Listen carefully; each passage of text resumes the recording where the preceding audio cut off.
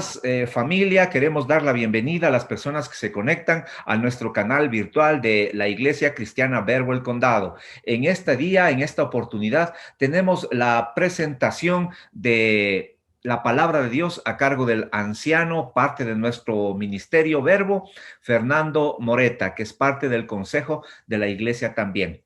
Fernando, bienvenido. El tiempo, el micrófono es tuyo. Dios te bendiga.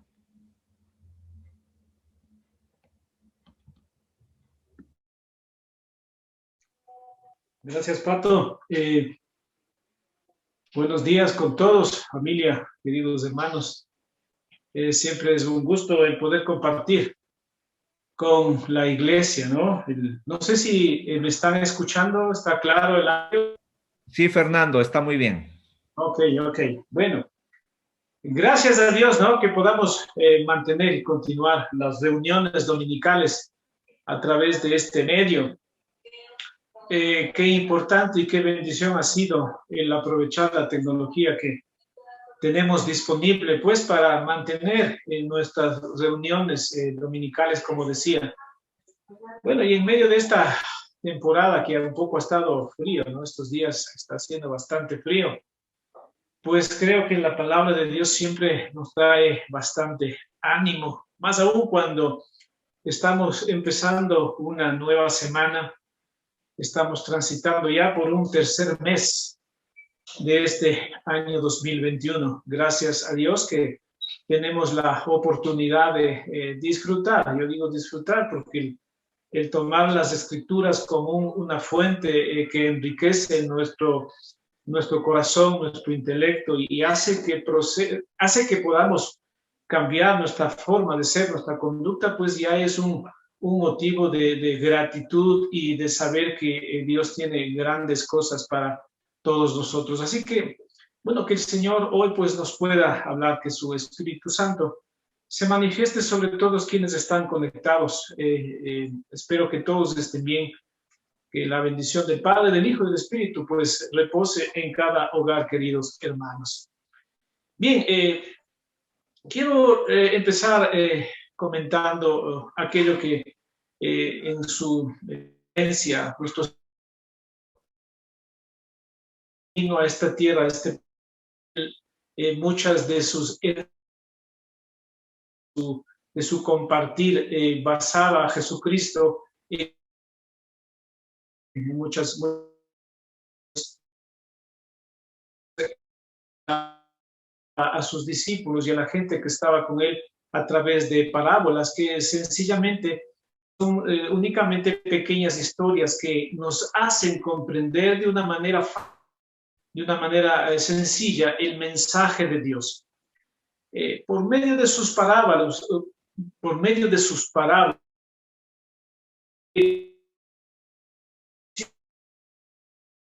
está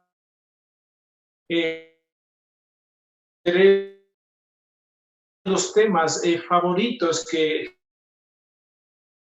en ese entonces hablaba es el del reino de los cielos. El reino de los cielos se ha acercado y muchas de las parábolas que él comentaba pues hablaban precisamente del reino de los cielos, dando a entender la nueva época, la vivencia que está trayendo sobre esta tierra. Referirme en esta mañana al tema que quiero compartirles hoy. Yo le había titulado a este tema Perlas de la oración. Creo que para nosotros la oración tiene un gran significado, debe tener en nuestra vida. Cada 15 días uniéndonos para orar, para sobre cada asunto, sobre cada necesidad que todos tenemos. Pero en lo personal, también la oración, un recurso dado sumamente importante, valioso, extraordinario. Pero yo quiero empezar, entonces yo lo quiero relacionar, esta parte, este aspecto, con el tema al cual quiero empezar, el mensaje de hoy que se llama las perlas de la oración. Y voy a empezar haciendo una pequeña pregunta a la audiencia. ¿Será que la oración tiene poder? ¿Tiene poder la oración? Pues hoy vamos a descubrir si la oración tiene poder. ¿La oración es simplemente hablar con Dios o implica algo más que eso? También lo vamos a descubrir, lo vamos a aprender a lo largo de este mensaje. Entonces, voy a referirme a lo que está en el libro de Mateo, en el Evangelio de Mateo, en el capítulo 13, versos 45 y 46, y voy a empezar con este texto, que son palabras de nuestro Señor Jesucristo, hablando de lo que había empezado diciendo en las parábolas. Y aquí mismo dice Jesús: también el reino de los cielos es semejante a un mercader que busca buenas perlas, que habiendo hallado una perla preciosa, dice, fue y vendió todo lo que tenía y la compró. Mira, este texto hablado por Jesús nos da una comprensión de lo que significa primeramente el reino de los cielos. El reino de los cielos lo compara con algo valioso, sumamente importante. Dice que este mercader dice que fue, y aquel que está buscando permanente cosas nuevas, buenas perlas, dice que halló una perla preciosa. ¿Y qué hizo? Fue y vendió todo lo que tenía y dice que la compró. Qué importante es partir de este hecho de entender de que la oración o los recursos que Dios nos da vienen a ser como esta perla preciosa que lo único que hace es darnos significado y darnos sentido a nuestra vida. Cuando uno encuentra este propósito y este plan de Dios, puede entender que es una brecha inmensa para todos nosotros para darnos a entender que esa perla preciosa ha venido a nuestras manos. Creo que en el Medio Oriente, como en muchos otros lugares, las perlas, creo que hasta el día de hoy, son consideradas uno de los tesoros más maravillosos que una persona puede adquirir. No es fácil tener una perla, son muy costosas, porque su precio es sumamente alto. Jesús da esta parábola enseñándonos el valor inmenso. Fíjate bien, el valor inmenso que el reino de los cielos tiene o debe tener en la vida de los hombres. No sé qué tanta importancia tiene esto para ti, pero de acuerdo al texto bíblico, las palabras de Jesús, pues es esto, ¿no? Entonces, una de las perlas que podemos escudriñar y encontrar a través de las Escrituras es precisamente lo que empecé a decir, la oración. Ahora, la oración es y siempre será uno de los componentes más importantes de nuestra relación con Dios. Es la vía que nos comunica con Dios. Es con quien podemos compartir nuestra cotidianidad en las cosas que vivimos de manera habitual. Ella es como ese ingrediente, ¿no? Secreto que las mujeres que saben cocinar muy bien, o los hombres también, que hay muchos que cocinan muy bien, le ponen ese ingrediente a ese platillo y sale muy bien. Creo que la oración encierra eso en nuestra vida cristiana. Bueno, y creo que el antecedente primario es el poder entender que la oración es vital en la vida de todos nosotros. En un momento dado de la vida de los discípulos, vi el apego de Jesús, viendo su dedicación. Cuenta en la historia, en alguno de los evangelios, pero quiero referirme al libro de Lucas. En el libro de Lucas, el Señor Jesucristo es atraído, por decirlo de alguna manera, a sus discípulos cuando miran la capacidad o la conducta que tenía Jesús. Y este mensaje es muy conocido porque ustedes lo saben, es el Sermón del Monte de Cristo. Discípulos interesados en la vida de oración. Quizás entonces el modelo de oración era totalmente diferente al que Jesucristo quiso introducir para ese entonces. Y bueno, nos vamos a referir y me van a acompañar, si es que tienes la escritura a la mano, nos vamos al libro de Lucas en el capítulo 11, versos 1 y 2. Y aquí miramos las palabras de Jesucristo que, como dije, introduce algo valioso, algo significativo, que hasta ese entonces pues no era usualmente conocido. Y mira lo que dice la palabra de Dios. Aconteció que estaba Jesús orando en un lugar, y cuando terminó, uno de sus discípulos le dijo: Señor, enséñanos a orar. Mira, enséñanos a orar. Necesitamos oración, evidentemente, pero Jesucristo responde, como dice, como también Juan enseñó a sus discípulos. La respuesta de Jesús tenía que ser inmediata y tenía que ser una respuesta que satisfaga la necesidad de sus discípulos. Y Jesucristo dice así, y les dijo: cuando oréis, decid: Padre nuestro que estás en los cielos, santificado sea tu nombre, venga tu reino, hágase tu voluntad, como en el cielo, así también en la tierra. Bueno, nosotros conocemos esta oración, que también la denominan muchos creyentes o muchas personas que de alguna manera han escuchado esta oración, se la llama el Padre Nuestro.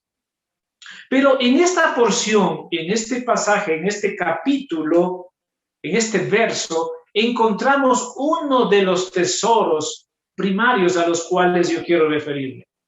Mira, cuando uno de sus discípulos le pidió que le enseñara a orar, lo primero, lo esencial, y esto, ojo familia, lo esencial que Jesús les dijo es que se dirigieran a Dios mencionando la palabra Padre.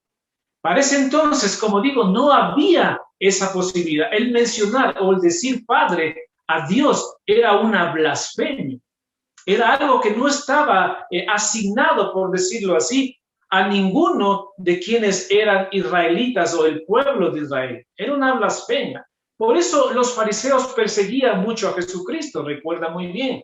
¿Por qué? Porque Jesucristo decía que era el Hijo de Dios. Y para ese entonces, evidentemente, esto era una revolución que todavía no lo aceptaban ni lo conocían. Entonces, no podemos nosotros avanzar si no nos detenemos a pensar que, primeramente, cuando nosotros nos dirigimos a Dios, lo debemos mencionar como Padre. Cuando tú mencionas esa palabra Padre, tiene un significado o debe tener un significado sumamente importantísimo. En este punto podríamos responder aquella pregunta que les hice al inicio. ¿La oración tiene poder?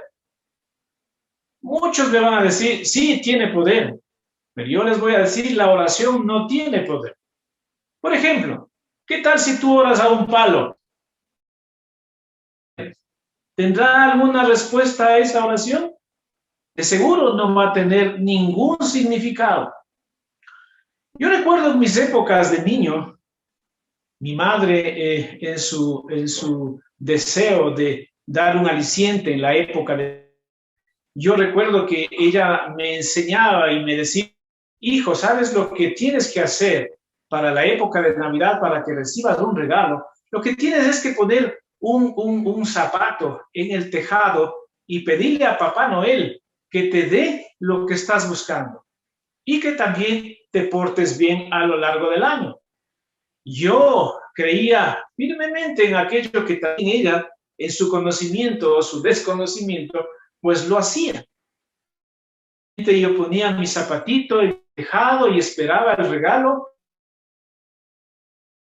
Llegó ese regalo, por más que yo lo pedía.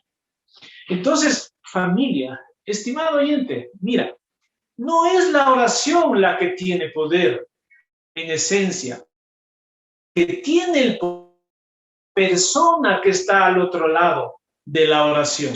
O sea, mi interlocutor, el que me está escuchando, él es el que tiene el poder. Y recuerda bien, él es Dios y también es tu Padre, es mi Padre, es nuestro Padre. Esa es la oración que Jesucristo nos enseñó. Nosotros no podemos avanzar en la oración más adelante, no podemos avanzar si todavía no hemos asimilado el hecho de que Jesús, que Dios es nuestro Padre. Él es el que hace que las cosas pasen.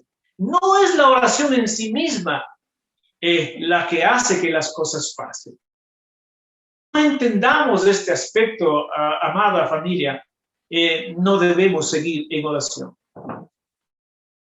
Bíblico, para que podamos un poco afirmar este aspecto, nos podemos ir al libro de Jonás. En el libro de Jonás, bueno, hay muchos ejemplos en la Biblia, hay Naamán también que se menciona esto, pero simplemente quiero tomar un ejemplo en el libro de Jonás. Y en el libro de Jonás, en el capítulo 1, verso 5, ustedes saben que Jonás fue un hombre que Dios le mandó que fuera a un lugar a cumplir un compromiso, a hacer algo que Dios le había pedido. La actitud que tuvo Jonás no fue la correcta. Él tomó un lugar y se fue hacia otro, tomó una nave, tomó un barco y se fue hacia otro lugar. Pero en medio de todo eso vino una gran tempestad, vino un gran movimiento del mar, el tema de que el barco estaba casi por zozobrar. Y en ese aspecto llega un momento en donde todos tuvieron que tomar decisiones para que el barco no se hundiese. Y en Jonás 1:5, mira lo que dice. Y los marineros tuvieron miedo y cada uno clamaba a su Dios. Si tú lees el texto, Dios, la palabra Dios está con D minúscula. Pero cada uno clamaba a su Dios. Sin embargo, mira, ellos estaban haciendo una oración a su Dios. Pero sin embargo, esta oración no tenía ningún efecto. Aparte de su oración, dice que echaron al mar los enseres que habían en la nave para descargarla de ellos. Dice, pero Jonás había bajado al interior de la nave y se había echado a dormir. Hasta este momento vemos que las cosas no mejoraban, todo más bien era contrario, porque el barco, lo que estaba próximo a pasar, era su hundimiento. Sin embargo, notamos que aquí cada uno de ellos clamaban a Dios, o sea, oraban, pero sin embargo, la oración no tenía efecto. Pero mira, en el mismo capítulo, en el verso 14, hay una aclaración importante que da el contexto final de lo que significa la oración. Entonces, cuando Jonás les cuenta un poco la historia, el antecedente de cómo fue lo que pasó, ellos llegan a este momento y dicen en el versículo 14, entonces clamaron, ¿a quién clamaron? A Jehová. Mira, aquí tiene un contexto distinto, ¿no? Ya la oración encuentra un interlocutor, ya encuentra a alguien en quien encontrar la respuesta a su oración.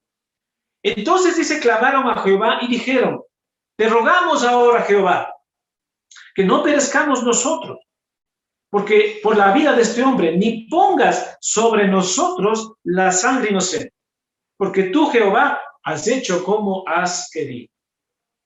Claramente nos damos cuenta de esto, que es sumamente importante. Entonces, amados, necesitamos memorizar este concepto, saber que Él está ahí. ¿Con quién estás hablando? Él es tu Padre. Él es tu Padre.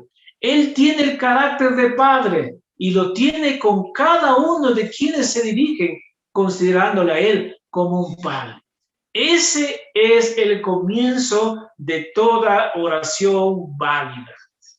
Ustedes muchas veces escuchan y hemos escuchado de una manera habitual el decir que, bueno, hay muchas personas que han fallecido, voy a pedir a tal persona para que le ayude a llegar hasta tal lugar. Pues definitivamente sabemos que eso es incierto y es falso, totalmente falso. Entonces, entender esta es la primera perla que nosotros debemos aprovechar. Volvamos al texto en el cual empecé en el libro de Lucas para encontrar algunas otras perlas que nos ayudan en nuestra vida de oración.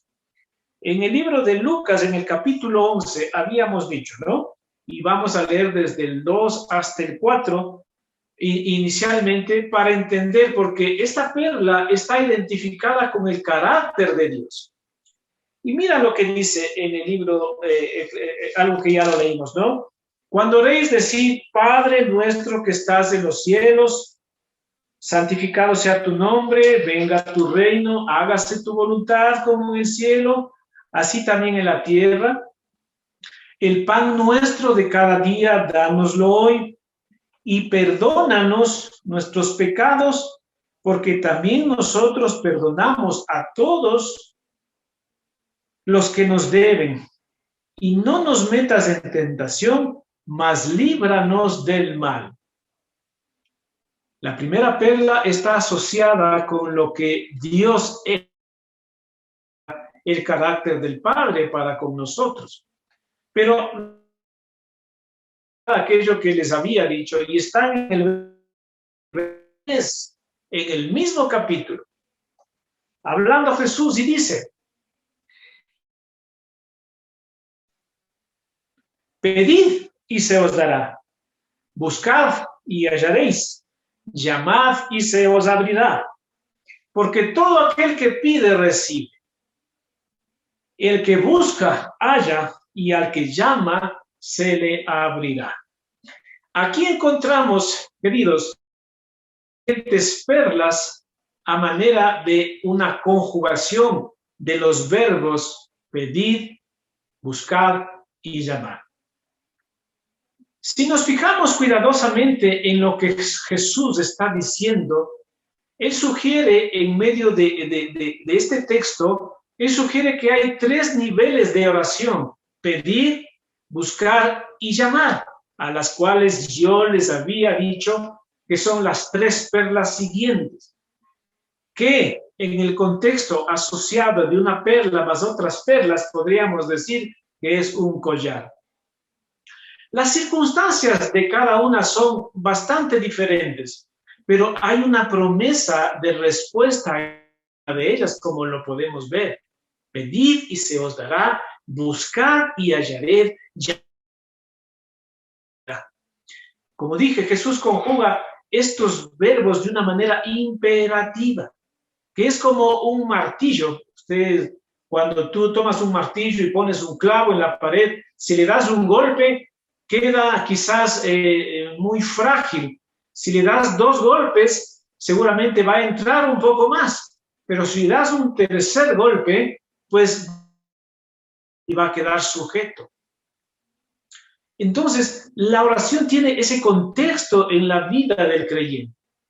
El fijarnos de esa manera, el poder actuar de esa manera conforme a lo que Jesús nos está enseñando. Entonces, la primera perla, pedir. Todos pedimos en nuestras oraciones, pedimos. Este es el nivel más simple y más fácil. Y por supuesto, pedir es sumamente sencillo. Generalmente cuando escuchamos esta promesa de pedir, la gente o las personas solemos pensar que este es un cheque en blanco, que está girado al portador y que podemos pedir conforme a nosotros se nos ocurra o nos parezca mejor, según nuestro criterio o inclusive según las necesidades que a veces nosotros podemos crear en este contexto de la oración. Familia, es el punto donde la mayor parte de personas se frustran al no recibir aquello que muchas veces estamos pidiendo.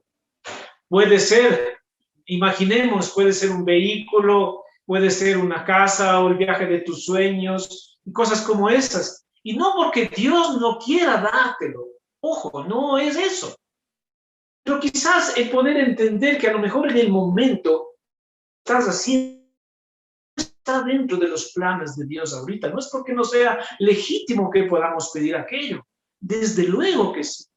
Pero a veces nos centramos en pedir y nos aferramos a algo que a lo mejor parece entonces el Señor aún no quiere actuar en ese sentido.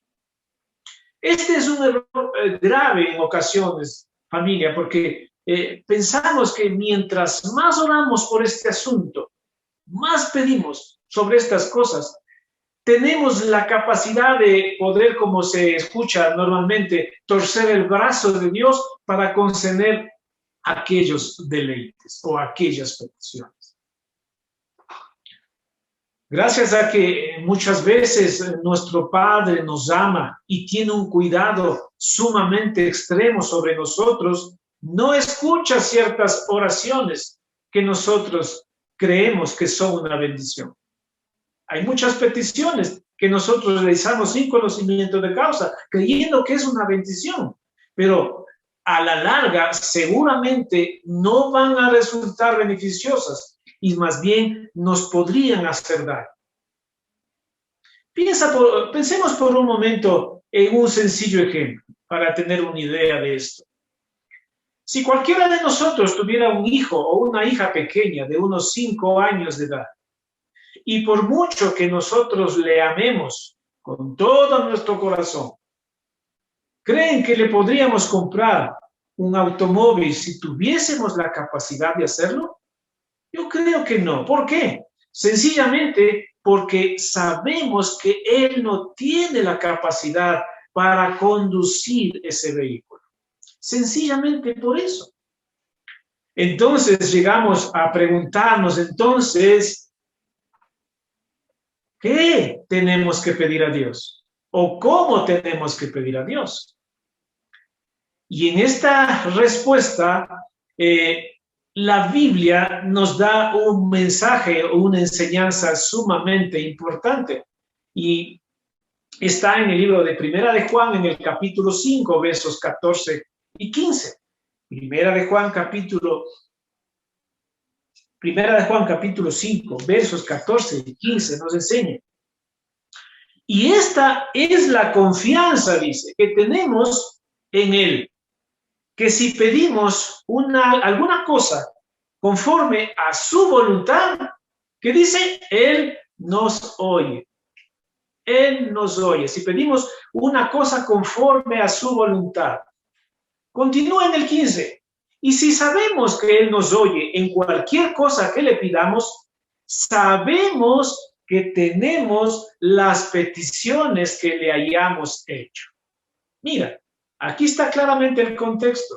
Debemos aprender a pedir en su voluntad, exactamente. ¿Por qué? En esa medida vamos a tener las peticiones que le hayamos hecho. Pensemos sencillamente, si necesitamos amor, si necesitamos valor, si necesitamos sabiduría, necesitamos fe, necesitamos paciencia, seguramente.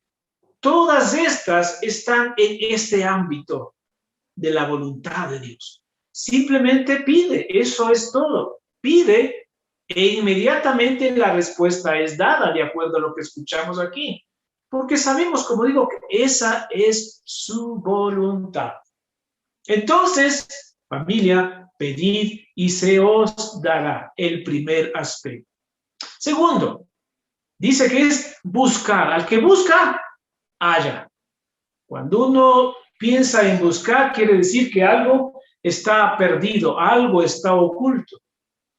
Muchas veces, por falta de conocimiento de la voluntad de Dios o no saber con certeza lo que Él tiene para todos nosotros, podemos a veces pedir una roca en lugar de pan, o una piedra en lugar de pan, o una serpiente en lugar de pescado. Cuando nosotros no sabemos identificar la voluntad de Dios. Jesucristo nos dice que hay áreas de nuestra vida que requieren más que pedir, Debe haber una búsqueda. Recordemos que el primer nivel era pedir, el segundo nivel es buscar. Debe haber una búsqueda. ¿Cuándo buscamos? Cuando algo está perdido o está escondido de nosotros.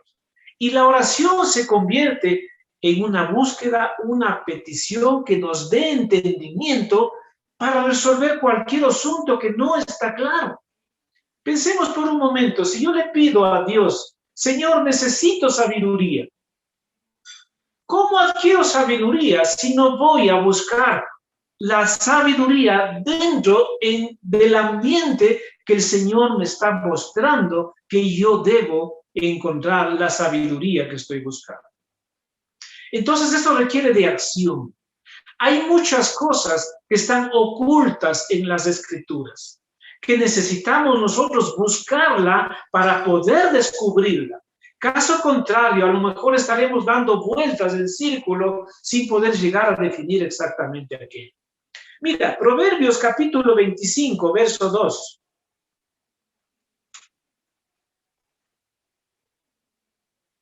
Proverbios capítulo 25, verso 2. Mira, gloria de Dios es encubrir un asunto, pero honra del rey es escudriñar. Mira, gloria de Dios. Habrá muchas cosas que están ocultas. Hay asuntos que no están claros seguramente, pero dice que honra del rey. Cada uno de nosotros tiene que tener este sentido de acción, de buscar, porque si no buscamos, seguramente vamos a estar, como dije, dándonos vuelta. La mejor manera de conocer la voluntad de Dios es conocerlo más a Dios, es conocerlo más a Él. ¿Por medio de qué? Por medio de escudriñar sus escrituras, por medio de buscar su palabra. De igual manera que cuando nosotros necesitamos conocer a una persona, la forma de conocerlo es pasando más tiempo con ella o pasando más tiempo con él. De la misma manera es con Dios. Necesitamos pasar más tiempos con Él. Entonces, este segundo nivel de oración que está indicado por la palabra buscar, no podemos pensar en este ambiente de buscar, como dice la palabra, sin ver que esto requiere de tiempo. El buscar requiere de tiempo, requiere de disposición, requiere de compromiso. La búsqueda en este caso no es una acción simple, es un proceso, es una serie de acciones que van una tras otra. Por lo tanto, para que nosotros podamos conocer a Dios, demanda, familia, esfuerzo, demanda tiempo, demanda decisión, demanda disciplina, pero nos asegura con toda certeza Jesucristo que este esfuerzo será recompensado. Este esfuerzo va a tener su respuesta. Jeremías capítulo 29, versículo 13, en el Antiguo Testamento. El profeta Jeremías nos enseña algo que nos ayuda en este contexto. Jeremías 29, 13 dice, mira lo que dice aquí. Y me buscaréis y me hallaréis, porque me buscaréis de todo vuestro corazón. Si nosotros queremos buscar una respuesta de Dios, necesitamos evidentemente hacerlo con acción, hacerlo con todo nuestro corazón. No podemos buscar a Dios de una manera sencilla, de una manera sin tener una disciplina, sin tener una vocación, una devoción, una necesidad de Dios creada por nosotros mismos en este contexto de la oración. Entonces, familia, el segundo nivel es, si buscamos, vamos a hallar. Ok. Tercer aspecto y final, llamar. En este nivel que involucra el llamar a la puerta, porque cuando uno llama, está golpeando una puerta. Este verbo también requiere de tiempo, también requiere de acción. El llamar a la puerta no es un simple golpe, sino una serie de golpes. Es una petición pidiendo una entrada de manera repetida si es necesario. No nos quedamos simplemente en el ambiente de pedir y de buscar. Esta es una acción que va de fondo en la oración. Ustedes han escuchado, Cristo mencionaba acerca de aquel hombre que necesitaba poner algo en la mesa, pues de aquel que venía, haciendo una referencia al juez injusto. ¿Qué es lo que sucede? Que la perseverancia, que viene a ser el golpear permanentemente esa puerta, va a ser una manera de que podamos llamar constantemente. Es una petición pidiendo entrada de manera repetida si es necesario.